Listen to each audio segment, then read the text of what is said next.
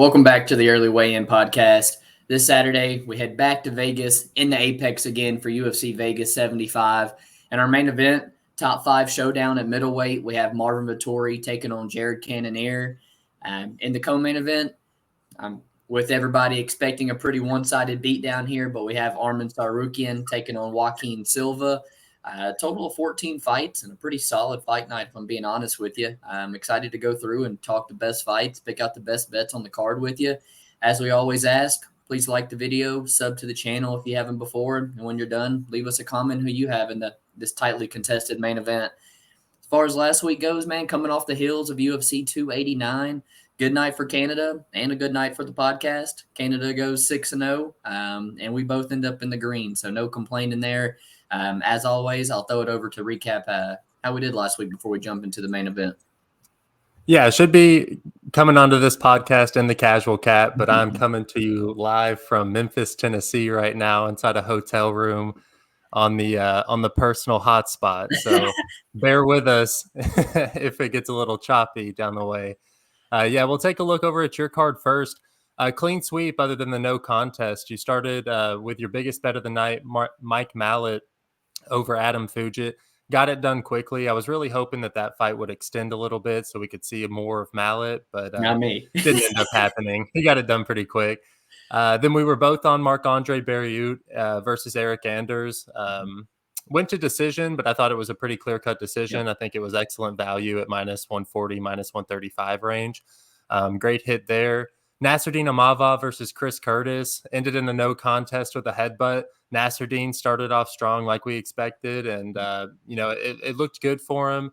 I don't think Chris Curtis was looking for a way out. Chris Curtis is somebody who I feel like does have that warrior mentality, and if he couldn't see, he couldn't see. That was one of the few instances that I don't think that he was milking it, you know. Now in your parlay, you had the over 1.5 rounds in both the Anders fight and the Nasruddin Imavov Chris Curtis. Now, although that ended in a no contest, it did hit that over 1.5 mark. So I'm happy that he changed that for you. You had 1.5 units on that to win a little bit over a unit, and you ended up the night plus 3.13 with a 48% return on investment. Definitely a good night for you. Practically a clean sweep. Looking over at my card, biggest bet of the night was the Marc-Andre Barriault bet. I had 3 units on him at minus 135. As long as that one hit, I knew I was comfortable going to be making some profit there in the night. So that one was nice. I took a little shot on Dariush by decision at plus 340. He got it to the ground, and I thought that was going to happen, but I didn't. I thought that he would be able to maintain that position a little bit longer. Charles Oliveira, prove that he deserves his title shot back. Mm-hmm. And I don't know. I was happy to see him get the win. Is what it is. It was a long shot. Then I had the Miranda Maverick, Jasmine Jasdavicius fight-ins by sub at plus 400. Not how I saw that fight playing out. So right. It was interesting to say the least. Another long shot and didn't hit it. Now the Curtis wins in round 3 decision plus 275. Kind of a long shot seeing how the fight was going, but happy to get the no contest there. I was actually kind of waiting for Chris Curtis to not continue. So is what it is. I ended up the night positive 0.72 units with a 13% return on investment. And I'm happy with it. Not a huge night by any means, but happy with it. I'll take it any day of the week. We move on to the main event of the evening where we see Marvin Vettori taking on Jared Cannonier. And truthfully, I think a lot of people are just overthinking this, man. You've got a 29-year-old versus a 39-year-old. I understand that neither one of them had the best showing in their last outing, but you got to assume that regression of any type in a 39-year-old is cause for concern. And although Cannonier is kind of built like Yoel Romero, where he probably can go into his 40s at a high level, I do think that Marvin Vettori is just at a different point in his career, and I do think that his ceiling is higher at this point in his career. Mm-hmm. I look at I try and break down the fight as far as what does Cannonier have over Marvin Vettori, and the only thing that I can come back to is the power. I don't think that that's going to be much of a factor here. Marvin Vettori's really never shown chin issues, and if you're not equating that power into breaking down this fight, then what does it matter? I think Vettori has the pressure, the volume, the pure striking. He's been in Thailand working on that striking. The pressure. I think he'll win minutes in the judges' eyes. Truthfully, I think that Cannonier got gifted that split decision against Strickland, and Strickland's not really somebody who's pushing the same type of pace that Marvin Vettori is going to be pushing. Strickland's the type of guy who will stand in front of you and make you strike with him, but it's more or less like shadow boxing for an extended amount of time, where Marvin Vettori is more of that grinding fighter. And I do think that that's going to wear on the gas tank of Cannonier, who has shown those regressions. And truthfully, if Sean Strickland would have incorporated a little bit of grappling against the fence and cage control, that could have been the difference between winning that split and not winning the fight. So for me, it's Marvin Vettori. The line does seem to be getting away. It's minus 120 now. I really wish I would have hit that plus 100. Yeah. Don't really know how I'm going to attack it, but I do think that there's volume as long as you're getting him under 60% win. That minus 150 mark, I do think that that's where you start losing value, but Marvin Vettori's the side for me. Yeah, I think I'm on the same side as you, but looking online, I think there's a lot more people with more clearer opinions, a lot more eager to bet this fight than I am. Earlier in the week, we saw a whole lot of Cannonier love drive this line down to Marvin being at plus 100, and then since seeing that Marvin, love come in. And I think that's pretty accurate. I think Marvin should be about a minus 120, minus 130 as well. They both have come up short for gold, and it kind of sucks for them both because Izzy's now won the belt back again, so it's not Alex Pereira there anymore. Mentality-wise, they're both in a tough spot because they're going to have to string together more wins to make themselves relevant for the belt again, and they're both probably going to have to try to get through Robert Whittaker again, which is unrealistic in my opinion for both of them. So when I look at that, who's more likely to, still sit there and grind against the top 5, the top 10, and work your way back? And it is the 29-year-old Marvin Vettori. It's definitely not the 39-year-old Jared Cannonier. And if you just want to look at 10-year age gaps in the UFC in general, I'd be willing to bet that a minus 120 is pretty generous considering how many, the younger fighter wins at such a percentage. Durability-wise, you always have to lean Marvin Vettori. But at the same time, he struggles to finish a lot of his opponents, and Jared's yet to be finished at middleweight. And so I think there's a really good chance this fight goes late, potentially the full 25 minutes. And I'm worried we just get stuck, with judges playing the number game again. I personally think Marvin's going to do a little bit more, be a little bit faster, rack up the kicks on the outside. And like you said, Sean Strickland didn't do, grind him on the fence, find a takedown or two late in a round to maybe seal it. But the last fight against Dolidze, although it was a win, it gave me some maybe insight as to how this one could be. Because I consider both Cannonier and Roman Dolidze pretty much like what they consider meat and potato strikers. They just kind of sling a big right hand. There's more power than technique behind it. And Roman was able to make it close, man, just kind of walking forward, landing one big bomb on Marvin. And it kind of offset the 15 leg kicks that Marvin had thrown. And so I'm worried that maybe the typical big moments get swayed by Jared Cannonier, kind of like they did in the Sean Strickland fight. So as far as clearest opinion of who's going to be victorious on Saturday, I don't have it. But Marvin Vettori is going to be my pick. I do think he's the side. I just think we're stuck seeing that volume versus power debate, and I'm done trusting the judges' scorecards to make the right decision. So I'm probably gonna look to attack this from a prop angle instead of a money line side. As far as co-main event goes, Arman Tsarukyan versus Joaquim Silva. I don't really know how much time I'm going to spend on it. It looks like Arman's just staying active at this point. It doesn't really look like there should be this fight should even have been made. I don't think anybody's going to disagree with me when I say that Arman's probably a top 5 lightweight in the UFC. The guy can strike, the guy can grapple his ass off, and I'm really expecting him to put on a clinic and finish Silva pretty easily on Saturday.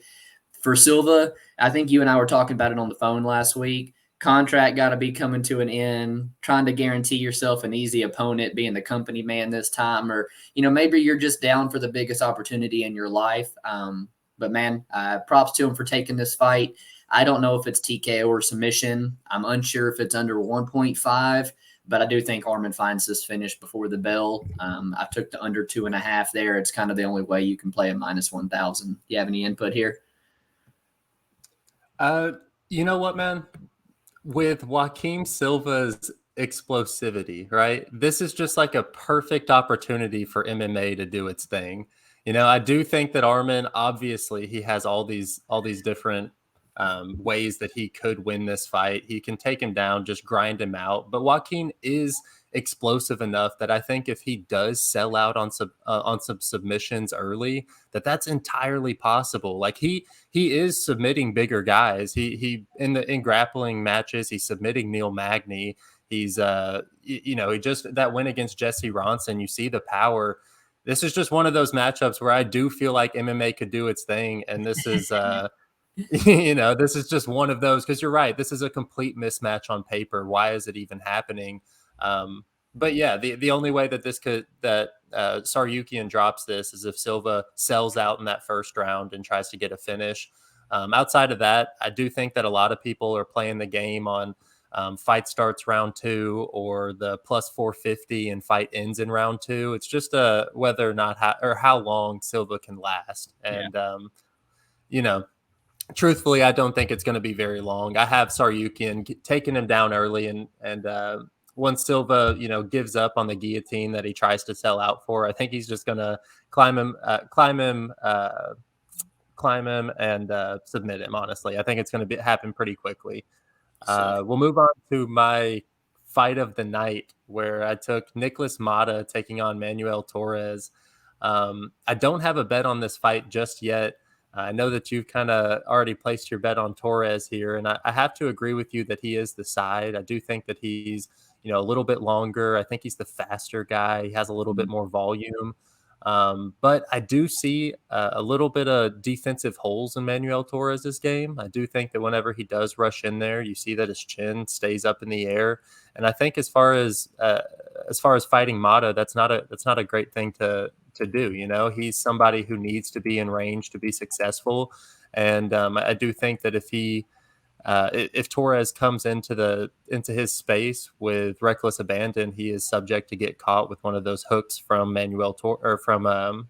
Mm-hmm. Now, Motta, on the other hand, I do think that he has to make this fight a little bit dirtier than most people would want in a UFC fight. But I do think that he is subject for a win. There is an angle that I really like for this fight, and it's fight ends by TKO. At minus 175, it's better than the Torres money line, and it's it's his most likely path to victory. And then you kind of hedge out by if he does get caught by rushing in with some of his attacks. So I think that this fight does end by TKO, and I think it's going to be an absolute banger. So that's why I had to pick it for my fight of the night. Yeah, you picked an excellent fight. I think it's a fun fight that stays on the feet for as long as it's going to last. Motta, big power to me, but he's one of these guys that kind of looks to counter you more than leading any of the exchanges. And to be honest with you, in the exchanges, I just don't see a lot of diversity. I continue to see the left hook just trying to be set up over and over again. And anybody with good timing, someone not named Cameron Van Camp, I think could get his number there. Taking on Manuel Torres, I tried to get to the well on him back in March against Trey Ogden. I really like Torres' striking a lot. I think the guy flows on the feet. He's comfortable in the pocket, and he offers a ton of weapons at range that are going to give Motta issues when he tries to close that distance and land a big left hook. I think we do see one guy get knocked out here, so that's an awesome little prop that you're looking at. But yeah, this is one of the better fights on the card, one I think absolutely sees a finish. Great fight to highlight. I am going to move to our featherweight division, taking Pat Sabatini versus Lucas Almeida. Another one of these real fun fights, man. Some clash of styles, to be honest with you, as well. Sabatini, he's coming off the loss to Damon Jackson where he was kicked in the face and finished with ground and pound. Not the best look, but Pat's been a guy that I've liked for a long time. He trains out of a great gym in Renzo Gracie, Philly. At one time, this gym was like 16-0 in the UFC. Pat's an extremely talented grappler.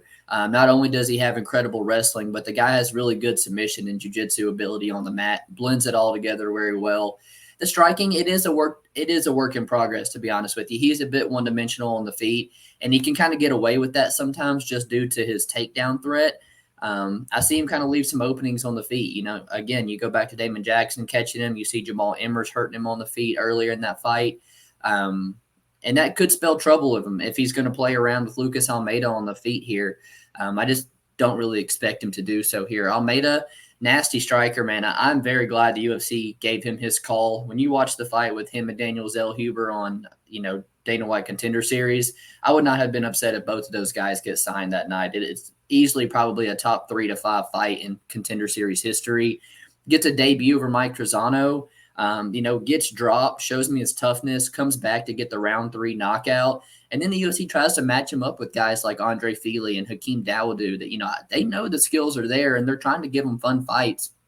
This guy has finished all 14 wins inside the distance. He's a BJJ black belt. And, I really like guys who can finish fights sitting at plus money. That's super tempting to me all the time. The guy's got a good right hand. I think he has a good chance of beating up the lead leg of a wrestler like Pat Sabatini. Always in combination. And, man, the guy can throw a good check left hook, and he's moving backwards. From what I've seen, man, the takedown defense, it looks pretty good. You just haven't seen it against the caliber of grappler that Sabatini is. And so I don't like betting against wrestlers. It's going to be enough to keep me off Lucas Almeida and keep me siding with my boy Pat Sabatini. But I do think there's a chance this line's wide. Do you have any thoughts on it? Yeah, I've been looking at the plus 110 Lucas Almeida inside the distance decision no action line. I think that looks really, really nice for all the reasons that you just touched on.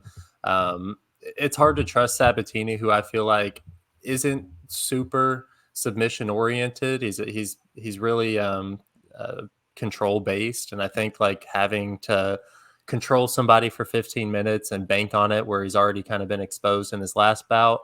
It's tough to play him, especially at favored odds here. Yeah. So, the inside the distance decision, no action for Lucas Almeida is definitely where I'm leaning, but I don't know if I'm actually going to find any money on that spot. I like that. Moving on. You as well? I like that a lot. My fighter to watch for the podcast is none other than Zhalgas Zhumagulov. I have put 2.5 units on him already this week. And it's just one of these ones, man. Like, I'm looking at his record right now. He's 1-5 in the UFC. I don't know many fighters that, if any, have gotten this many opportunities in the UFC with, this record right here, man. Yeah. That the UFC kind of feels for him, or at least they're understanding that he's getting screwed out of a ton of these fights. And you look at him before the UFC, or even in moments in some of these fights, he is an excellent fighter in and of himself. He's well-rounded. I think that his biggest setback in his entire career has been his size. But that's something that, that's something that Felipe is, and I don't know how to say his last name, Boonez. Something like that. Boons. We'll go with Boons. That's something that he doesn't have a significant advantage over here. I do think that Zhalgas is going to size up relatively well with him in the face-offs.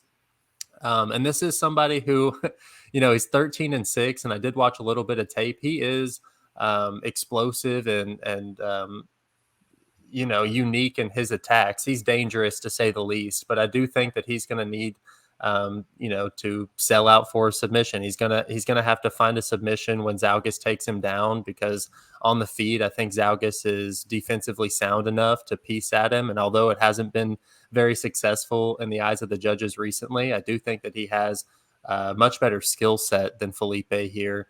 I do think that he's going to be able to push the pace, and I do think that this goes to decision at quite a high clip. I think that Felipe, oddly enough, has more of a finishing upside, but that upside isn't very much. I do think that Zhalgas holds a significant advantage in just all aspects of MMA. And so I've picked him to get a win here. I got him at minus 150, and he's lost me so much money that I need to get some of that back. So tail at your own risk, because there is a little bit of bias in here, and just me wanting to get that money back, losing on the last two. I think I was on him against Molina and Johnson. I believe you were as well. So yeah, he's hurt you on the judges' scorecards, and I think that's what's ultimately going to keep me away from betting Zhalgas. Is all the fights are just extremely close every single time, and with this guy, I think on paper they have him listed as 2 or 3 inches bigger, a 5-inch reach. So I am curious to see how they size up and the weigh-ins and stuff. And the guy trains with the Pitbull brothers, and Pitbull's been, in camp to fight Sergio Pettis this weekend. So thinking maybe he was, in camp with them. He's not really taking it on super short notice. I don't know, man. He's probably their punching bag for the camp. Could be Connor's Artem, Mm-hmm. Man, I like Zalgas to win, but I don't know if I can play juice on him. Fighter to watch for me, I'm going to go with Raoni Barcelos. People were largely considering this guy to be the dark horse at 135 for a long time. The age and just inactivity kind of holding him back. And now at 36 years old, and with Brazilian fighters, we often see a decline, sometimes quicker than we do with a lot of other guys.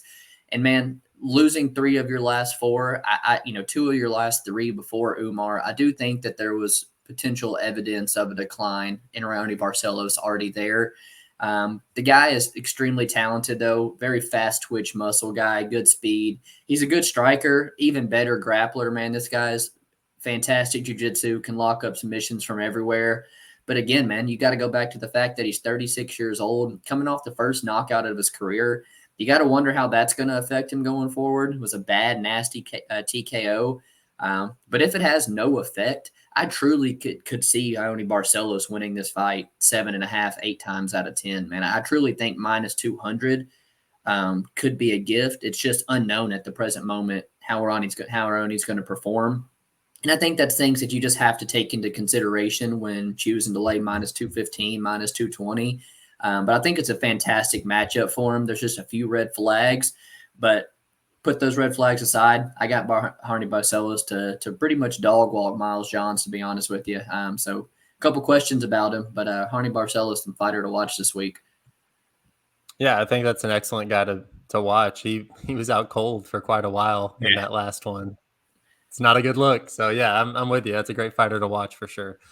So this is for the underdog section of the podcast. I was coming in here going to be talking about Marvin Vettori again, and now I got to find something different. Now he's so I think I'm going with Lucas Almeida. We kind of touched on it already, but I do think that Lucas Almeida has a lot of finishing upside here. He is going to have he's going to offer a lot of problems for Sabatini on the feet. And if his takedown defense is just a little bit better than we've seen in the past, I do think that he could look like a clear favorite here. Sabatini is one of these guys who, if he cannot get that side of his game going, I think he could look like a fish out of water. So I'm on Lucas Almeida at plus 165 for my underdog of the week. I love underdogs at big plus money who finish all of their fights. They don't even make you sweat it to a decision or anything. When a big plus money ticket can go out there and get a first round knockout, it makes everything so much nicer. Underdog for me, I'm telling you, man, this is giving me Jean Yaonan vibes. I'm tempted to double down here on Nikolas Dalby at plus 160. You and I never been too high on Muslim Salikov in the past, and I truly feel that we're seeing a market overcorrection in his past performance in TKO over Andre Fialho. There is never a time truly that I don't think these guys are matched up in the UFC, and it's not a 50-50 fight. I know Dalby's also 39. Muslim looks like a way older 39, in my opinion. Moves like it as well. He's become a lot more low volume as he's gotten older in age, relying more of the big moments, the spinning attacks to kind of win over the judges. And that's something Dalby's been able to avoid his whole career. Muslim's starting to slow down in fights. I think he struggles against guys who can mix it up. I think he struggles against guys who are grindy, can make the fight dirty and not give him his striking range. And I think the guy's a bit fragile, if I'm being honest with you, being finished in all 3 of his losses. With Dalby, it's almost the exact opposite, man. We're looking at a guy who's as durable as they come, never been finished in his entire career. I think he's personally coming off a harder fight, fighting Warley Alves down in Brazil than he has in Muslim in front of him. He throws twice the volume, much better gas tank. This guy can go a hard 15 minutes easily, switching stances. He's almost like Marvin Vettori to an extent. He's always putting something in your face. The dude's just a grinder, good kicks, always putting volume at you.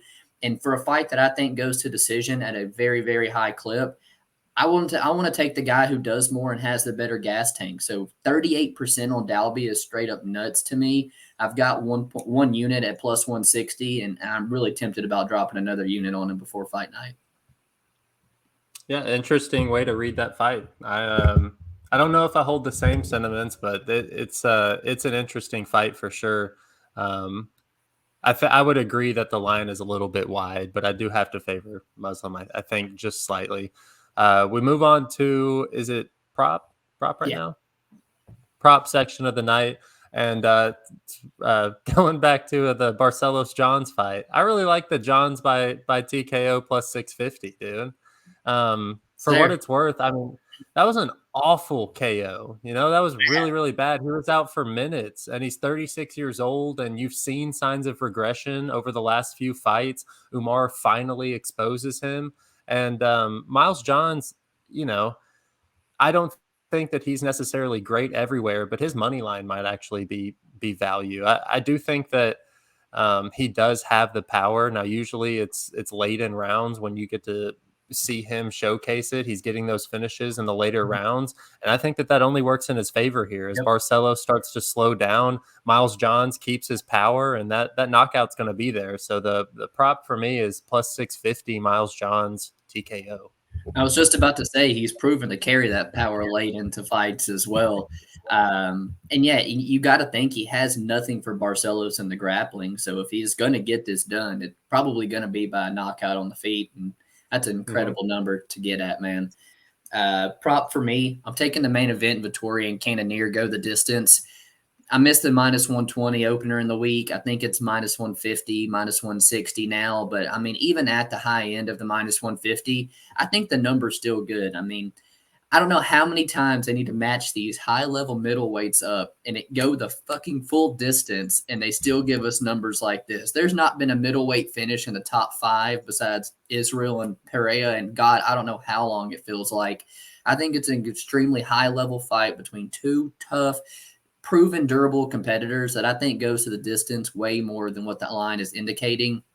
Marvin Vettori's had 14 UFC fights, and 12 of them have gone the distance. Like, he's only sub 2 low-level guys. I think somebody in his debut, and then Carl Roberson. And he's just not a big finishing threat, and he's got a blockhead himself, man. He's hard to put away, never been finished. You look at Jared, 4 of his last 5 have gone the distance. 3 of his 5 light heavyweight bouts went the distance as well. This guy's not some like crazy potent finisher like he looks physique-wise. I know 5 rounds, 25 minutes is a lot, but I think this fight can literally go the distance at like 70% of the time. So I think there's some value sitting there, and I've put the over 2.5 in a parlay this week, but I think it goes the distance at a high clip, man. Nice. Yeah, I also would agree with that. I think that that's a good spot to pick for your for the prop. For my best bet, it's going to be Marvin Vettori. You know, we touched on all the different reasons why I think that he's better everywhere. He's got the age, and I think that his chin, unless you're suspect of that, then I don't really see how Cannonier wins this. So yeah, Marvin Vettori. Like I said, I think people are just overthinking it. They're trying to get fancy with it, and realistically, we've got somebody who's a decade younger, in the prime of his career, and holds a lot of advantages in all aspects of MMA. So Marvin Vettori for my best bet of the week. I like that, man. I'm going to go with Manuel Torres. He is my biggest money line bet on the card right now, so I do feel obligated to put that out. I got 1.5 units on him at plus 180 to return just over 0.8 units. I like your TKO prop as well because I think this fight largely plays out on the feet. I don't really see anybody initiating any type of takedowns or grappling unless they kind of get hurt on the feet. I really favor Torres' striking, and I really favor Torres' durability. I think he's a faster striker. He's got a clean jab. I think he's going to tear up Motta's lead leg bad. I think that teep kick's going to keep him at the range that he wants. And then when Motta goes to close distance, I think that check left hook of Manuel Torres is going to cause him a big issue, man. Motta doesn't check leg kicks whatsoever. He stands like square on right in front of his opponents with very little footwork. He's half the volume with just a big left hook. And I think after repeatedly throwing that, he's going to get caught in an exchange. So I like Manuel Torres to go out there, finish the guy who's been finished in all 4 of his losses already.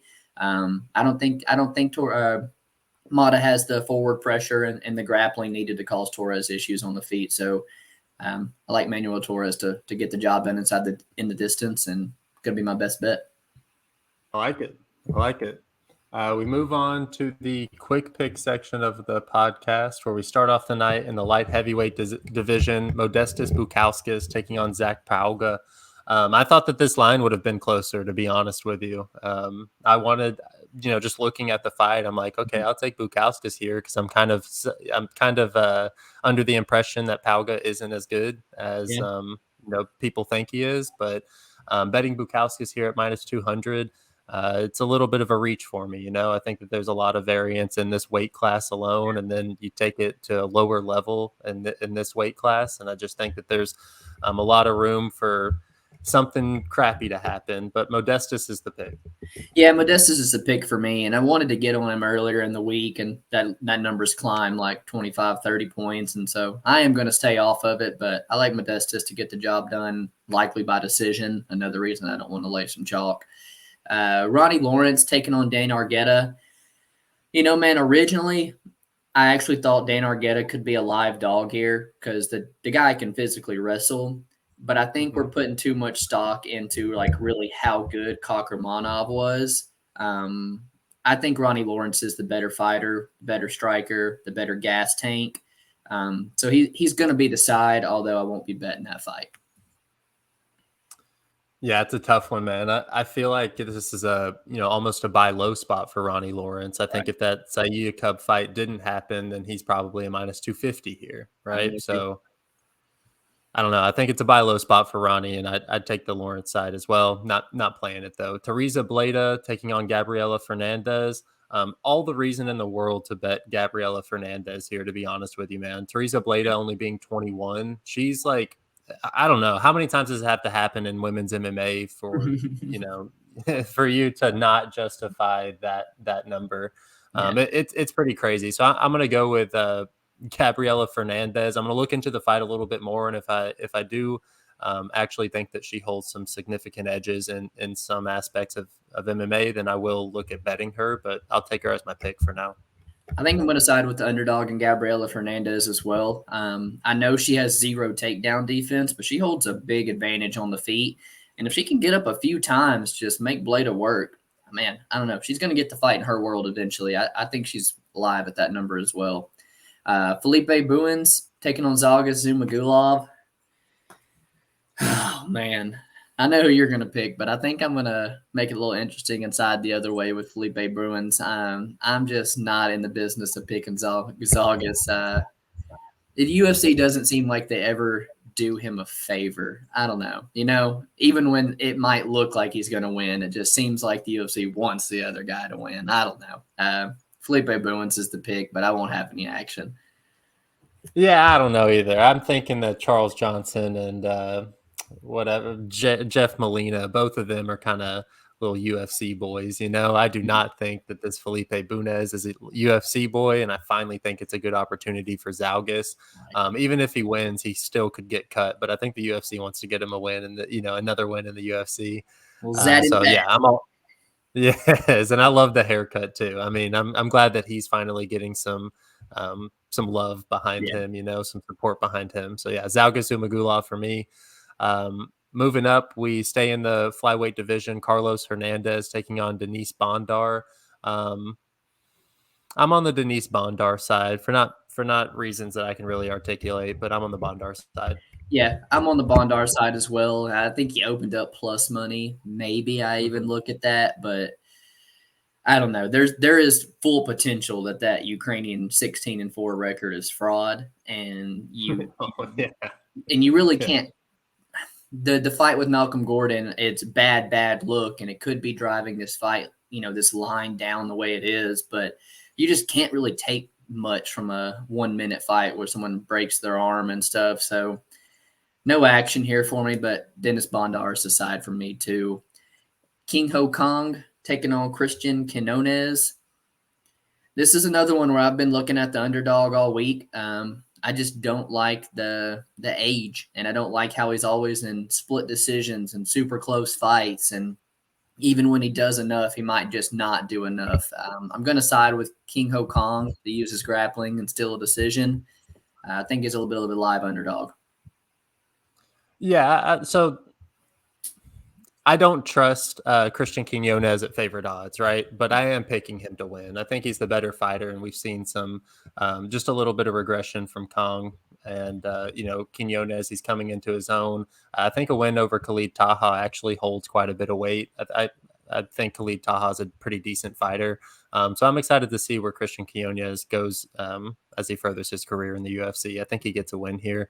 Dang, these are a lot of small guys, right? Yeah. Going to flyweight again, Jimmy Flick versus Alessandro Costa. I know that Flick did not look good in his last time out, and it's Charles Johnson isn't really somebody to just obliterate people, so it was a tough look for sure. I think Costa might be getting too much love for his short notice appearance and performing pretty well. So yeah, this is tough. Jimmy Flick's older too. I'll go Costa, not with much conviction though. I won't be laying the minus 275 on Costa, but I do think he goes out there and puts Jimmy Flick away.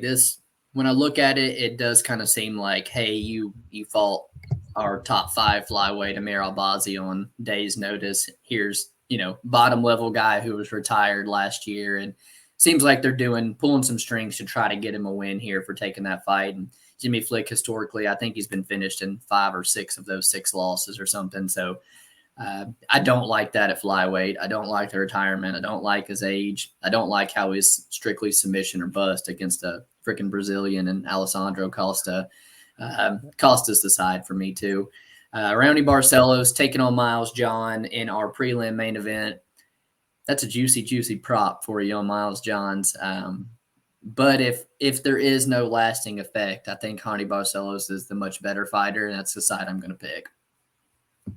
Yeah, it's just one of these spots where I feel like I'm getting a great number on something that we've obviously seen is I mean, if your chin's going out at 36, it's not getting better at 37. You know what I'm saying? Yeah. Like it's so I don't know. I really love the price tag on Johns, and I do think that he's got the cardio to withstand the early rounds of pressure that Rione's going to be able to bring. And I'm assuming that he's going to be trying to grappling considering the outcome of his last fight.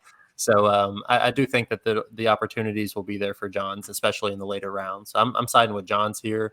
Muslim Salikov versus Nicholas Dalby. Like you touched on, I think the line is obviously wide, but I do just edge Muslim Salikov here. Both of them being old, and Dalby doesn't really bring any finishing upside, which is annoying. I think that he is more than willing to like point fight, and it might be good if you're getting him for an underdog, but I just can't really trust him as a fighter. I've bet on him quite a few times in the past, and it's always like a sweat. So I'm on the Muslim Salikov side. Man, the way he was able to win minutes at range against D-Rod, super impressive to me. The way he was able to avoid the damage from Worley Alves at range and put his ass up on the clinch and beat him up. It's very impressive to me. And I think that's a game plan he can really take advantage of against Muslim Salikov. I drastically think that there's like a 10% edge on here. I don't think Muslim should be more than the minus 110, minus 120 here. Moving on up, Nikolas Motta taking on Manuel Torres.